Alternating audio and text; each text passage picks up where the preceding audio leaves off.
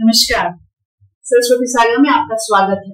क्या हो अगर आपकी चाय में डाला दूध मांसाहारी माना जाए, और क्या हो अगर इसी बात पे हो रही लड़ाई 10 करोड़ लोगों के भविष्य को तय कर ले। ये कोई काल्पनिक विचार नहीं है, बल्कि यूएसए और इंडिया के बीच हो रहे हाई स्टेक्स ट्रेड वॉर की पीछे की कुछ सच्चाइयों में से एक है। ये एक ऐसी लड़ाई है जो हथियारों से नहीं बल्कि टैरिफ से, जेनेटिकली मॉडिफाइड क्रॉप से और डेयरी प्रोडक्ट से लड़ी जा रही है। ये एक ऐसा संघर्ष है जिसमें करोड़ों लोगों की आजीविका और लाखों लोगों की कल्चरल वैल्यूज दांव पर है। और इसके पीछे है एक वो चीज जो अमेरिका को सबसे ज्यादा चाहिए। भारत, जिसकी पॉपुलेशन 1.4 बिलियन है, उसके फूड मार्केट तक अपनी पहुंच, उसके खान पान के मार्केट पर अपनी पकड़। भारत क्यों मना कर रहा है और क्यों प्रधानमंत्री मोदी ने कल कसम खाई कि मैं मेरे किसानों की, पशुपालकों की और मछुआरों की रक्षा किसी भी कीमत पे करूंगा। इसके पीछे की कहानी दिखाती है कल्चरल, इकोनॉमिक और दो ग्लोबल पावर्स के बीच एक टकराव। समस्या है एक नए मार्केट की खोज में एक सुपर पावर की भूख। वैसे ट्रेड में ये कॉमन बात है। एग्रीकल्चर में अमेरिका एक सुपर पावर है, उसका प्रोडक्शन बहुत ज्यादा है और वो अपने प्रोडक्शन के लिए नए मार्केट्स ढूंढता है।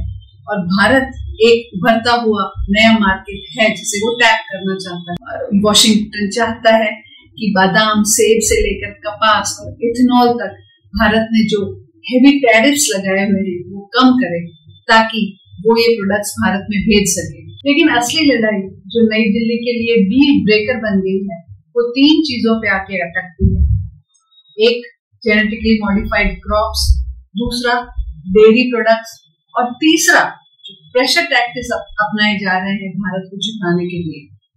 अमेरिका का एग्रीकल्चर सेक्टर एक फैक्ट्री की तरह है जो इतनी अच्छी तरह काम करता है कि उनकी जो जरूरत है उससे कहीं ज्यादा प्रोड्यूस करता है। कॉर्न और सोयाबीन के तो बहुत हेवी मात्रा में प्रोडक्शन अमेरिका में होता है और वो ज्यादातर जेनेटिकली मॉडिफाइड होता है। जब इतना ज्यादा प्रोडक्शन होता है तो उस देश को चाहिए नए मार्केट्स, नए वेयर हाउसेस। और 1.4 अरब की पॉपुलेशन वाला भारत देश एक बहुत बड़ा अनछुआ मार्केट है। इस मुद्दे पे दबाव बनाने के लिए यूएस सरकार ने अपना सबसे बड़ा हथियार यूज किया, टैरिफ्स। ट्रंप ने एक इकोनॉमिक बाहुबली की तरह ताकत का प्रदर्शन किया। वॉशिंगटन ने जो टैरिफ्स भारतीय गुड्स पे लगाए वो सिर्फ एक ट्रेड डील नहीं थी, व्यापार के तहत नहीं था, वो सीधा अटैक था भारत की विदेश नीतियों पे। उन नीतियों में से एक था रशिया से जो भारत ऑयल खरीदता है। यूएस का कहना था या तो हमारे नियमों पे चलो या आर्थिक सजा भुगतो।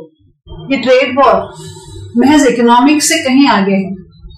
ये धार्मिक और सांस्कृतिक जो मान्यता है भारत की, उस पर भी कहीं ना कहीं सीधे चोट पहुंचाता है। चलिए नॉन वेज दूध के विवाद से शुरुआत करते हैं। भारत एक हिंदू मेजॉरिटी वाला देश है और हिंदू धर्म में गाय को बहुत पवित्र माना गया है। दूध को एक शुद्ध शाकाहारी आहार माना गया है, बल्कि व्रतों में भी लोग दूध पीते हैं। और यहीं पे समस्या खड़ी होती है। अमेरिका के जो मवेशी हैं, उनको जो चारा खिलाया जाता है, जो फॉडर खिलाया जाता है, उनमें दूसरे जानवरों के मांस के टुकड़े और सूखा हुआ खून मिलाया जाता है। इसे ब्लड मील कहते हैं। इससे दूध में प्रोटीन बढ़ता है और दूध की आवक भी बढ़ती है। लेकिन भारत के धार्मिक परंपराओं पे ये सीधी चोट है। भारत की एक लंबे समय से डिमांड रही है कि जो दूध अगर हम अमेरिका से इंपोर्ट करें तो ये तय किया जाए, इसका सर्टिफिकेशन किया जाए कि जो दूध भारत में आ रहा है वो ऐसे जानवरों से है, ऐसे मवेशियों से है जिन्होंने कभी भी जानवरों का मांस या ब्लड मील नहीं खाई। अमेरिका को इस पे आपत्ति है। भारत के विरोध को समझने से पहले आपको यहाँ के एग्रीकल्चर सेक्टर की विशाल पैमाने को समझना होगा। यहाँ पर एग्रीकल्चर सिर्फ एक इंडस्ट्री नहीं है, ये हमारे देश की जीवन रेखा है। भारत के 42% लोग अपनी जीविका के लिए एग्रीकल्चर पे आधारित हैं। मात्र डेयरी 8 करोड़ किसानों को आजीविका देती है। अब इस लड़ाई के केंद्र में मौजूद एक व्यक्ति की कल्पना करें। वो किसी ऊंची इमारत में रहने वाला किसी कंपनी का सीईओ नहीं है, एक छोटे से गांव में रहने वाला एक किसान है जिसके पास जमीन का एक छोटा सा टुकड़ा है, 2-3 गायें हैं, जिसका पूरा परिवार उस जमीन पे उन गाय भैंसों पे निर्भर है। फिर उसी के अमेरिकन पैरेलल की कल्पना करें। उनके पास बहुत बड़े बड़े फार्म्स होते हैं, पूरी तरह से मैकेनाइज्ड होते हैं। उनकी सरकार फार्मर्स को भारी सब्सिडीज देती है। इन दोनों के बीच कंपैरिजन करना ऐसा ही हुआ जैसे एक छोटी सी गांव की दुकान का कंपैरिजन एक बहुत बड़े शहर के बड़े हाइपरमार्केट से किया जाए। अगर भारत अपने दरवाजे खोल देता है तो जेनेटिकली मॉडिफाइड कॉर्न, सोयाबीन और सब्सिडाइज दूध की एक बाढ़ आएगी जिसका सामना भारतीय किसान नहीं कर पाएगा। दूसरा एक हॉट इश्यू है जीएमओ का, genetically modified seeds. BT cotton Bharat ने अलाउ किया है और उसके नुकसान हम देख चुके हैं। अब अमेरिका चाहता है कि उसके जो दूसरे क्रॉप्स हैं, जो खाने में प्रयोग होते हैं, जो खाद्य पदार्थ हैं, उनको भी इंडिया अलाउ करे। और इसका सीधा मतलब है कि आज किसान जो कि अपनी खेती में से ही अपने बीज निकाल लेता है या अपनी मर्जी के बीज को खरीद सकता है, वो मजबूर हो जाएगा सब्सक्रिप्शंस करने के लिए इन पेटेंटेड जीएमओ सीड्स को। ये अपनी ही रसोई किसी और से किराए पे लेने जैसा हो जाएगा। और इसीलिए मोदी जी ने ये प्रण लिया है कि मैं मेरे किसान की सुरक्षा किसी भी कीमत पे करूंगा। ये जो जेनेटिकली मॉडिफाइड सीड्स हैं, इसमें से जो अनाज पैदा होता है, उसका जो गुण धर्म है वो ही बदल दिया जाता है। इसके कई नुकसान भी सामने आए हैं। ये ओबेसिटी को बढ़ाता है, ये इम्यूनिटी को लो करता है और ये कई केसेस में कैंसरस भी साबित हुआ है। भारत का जो डेयरी क्षेत्र है वो छोटे कोऑपरेटिव ढांचे में बना हुआ है। यहाँ पे हर गांव में, हर घर में 2-4 गाय भैंसे होती है। लोग उसका दूध इकट्ठा करते हैं और वहां पे जो डेयरी का केंद्र होता है उस पे रोज जाके देते हैं और वहां से वो बड़ी डेयरी में जाके प्रोसेस होके पूरे भारत में बेचा जाता है। तो छोटे छोटे घरों में ये उत्पादन केंद्र भारत में बने हुए हैं, जबकि यूएस में ये बड़ी बड़ी फैक्ट्रीज के जैसे हैं। वहां पे बड़े बड़े एनिमल फार्म्स हैं जहां दूध का बहुत ज्यादा प्रोडक्शन होता है।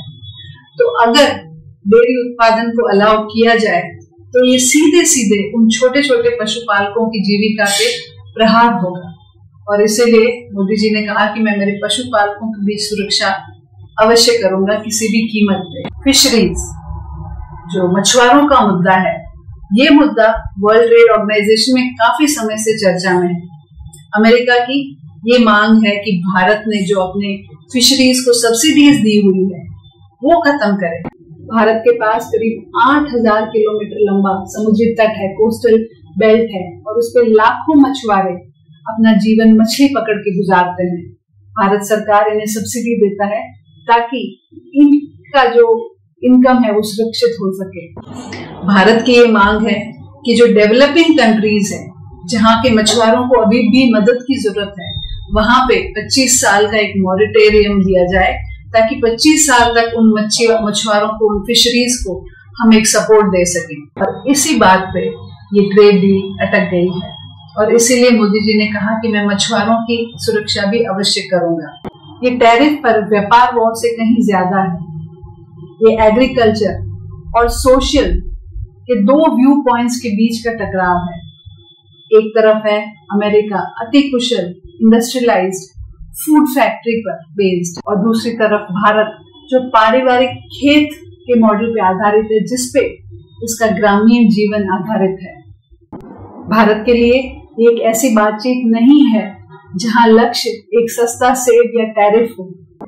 ये एक ऐसी लड़ाई है जहां पे एक पक्ष कम कीमत को सही मानता है जबकि दूसरा पक्ष आजीविका और संस्कृति को बचाने के लिए लड़ाई लड़ रहा है। आप क्या सोचते हैं? क्या अपने किसानों की और अपनी कल्चरल वैल्यूज की रक्षा करना सही है या हमें अपने मार्केट्स खोल देने चाहिए इन सुपर पावर्स के लिए? नीचे कमेंट्स करके जरूर बताइए और अगर अच्छा लगे वीडियो तो लाइक भी करिए और चैनल को सब्सक्राइब अवश्य करिए।